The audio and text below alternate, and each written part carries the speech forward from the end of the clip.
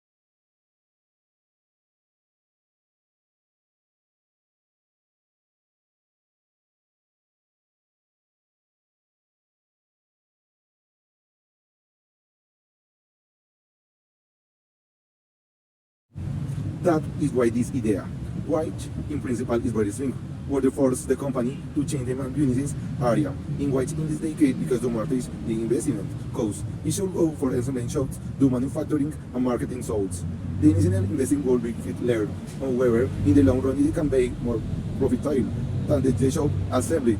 But going back to recycling to materials related to shows, producing or recycling not only these rigid soles, but also the soles of all shoes will greatly help us reduce the carbon footprint of each pair of shoes, which depend on where they put the materials. Place of manufacture and place of commercialization varies between about 4 kilos and about 25 kilos of the CO2. This is in Europe. In Colombia, we don't have correct measuring. But we call to study the closer to the upper limited than the lower one. Concluding, we can say this is totally necessary to recycle this element globally. Likewise, it is necessary in LG Sport, however, in the Mexico volume. Private, in the short term, we can do relate one idea that in the long term be implemented. Finally, and suggestion, recycle, reuse, repair, retain, and take care of your shoes.